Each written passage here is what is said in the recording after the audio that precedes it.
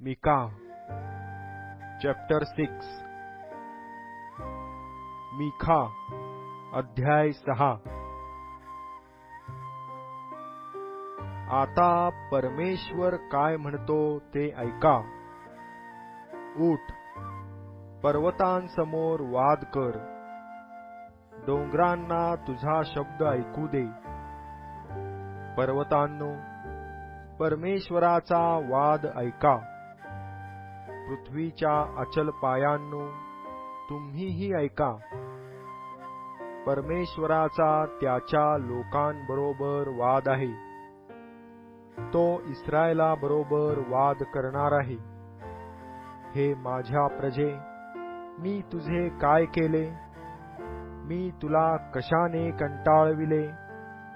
मला उत्तर दे। मी तर तुला मिसर देशातून बाहेर आणले, दास्यगृहातून तुला सोडवून घेतले। मी तुझपुढे मोशे, अहरोन व मिर्याम यास पाठविले।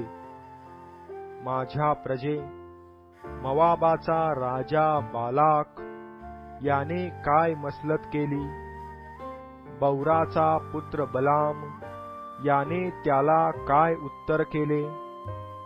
आणि शिट्टीम व गिलगाल यांच्या दरम्यान काय झाले याचे स्मरण कर, म्हणजे परमेश्वराची न्यायकृत्ये तुला समजतील। मी काय घेऊन परमेश्वरासमोर येऊ? परात्पर देवासमोर नमस्कार कसा घालू? होमबली, एका वर्षाची वासरे घेऊन त्याचपुढे येऊ काय? हजारो एडके, तेलाच्या दशसहस्त्र नद्या यांनी परमेश्वराला संतोष होईल काय? माझ्या पातकाबद्दल मी आपला ज्येष्ठ पुत्र देऊ काय? माझ्या जीवाने केलेल्या पापाबद्दल मी आपल्या पोटचे फळ देऊ काय?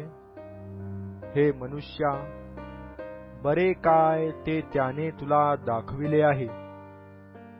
नीतीने वागणे, आवडीने दया करणे व आपल्या देवासमागमे राहून नम्र भावाने चालणे, या वाचून परमेश्वर तुझजवळ काय मागतो? परमेश्वर या नगरास हाक मारीत आहे। जो शहाणा आहे तो तुझे नाम ओळखितो। तुम्ही दंडाचे व तो नेमणाऱ्याचे ऐका। अजून दुष्टाच्या घरात अन्यायाने मिळविलेले धन आहे काय? दोषास्पद असे उणे माप त्याच्या घरात असते काय? दगलबाजीची तागडी ठेवून, खोट्या वजनांची थैली बाळगून मी शुद्ध ठरणार काय? तेथील श्रीमंत दुष्टतेने भरले आहेत, तेथील रहिवासी खोटे बोलतात। त्यांची जीभ त्यांच्या मुखात साक्षात कपटरूप आहे। म्हणून मी तुला हाणून भारी जखम करीतो। तुझ्या पातकांमुळे मी तुला उजाड करीतो। तू खाशील पण तृप्त होणार नाहीस। तुझ्या ठायी कंगालपणा राहील। तू धनाची सारासार करशील, पण ते तुला बचाविता येणार नाही, व तू काही बचाविले तर मी ते तरवारीच्या हवाली करीन।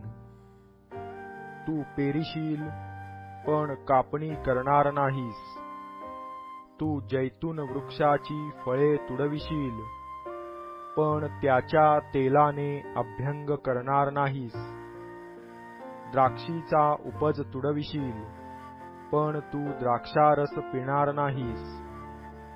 अमरीचे कायदे तुम्ही पाळिता, अहाबाच्या घराण्याच्या चालीरीती तुम्ही पाळिता व त्याच्या तत्वाप्रमाणे तुम्ही चालता।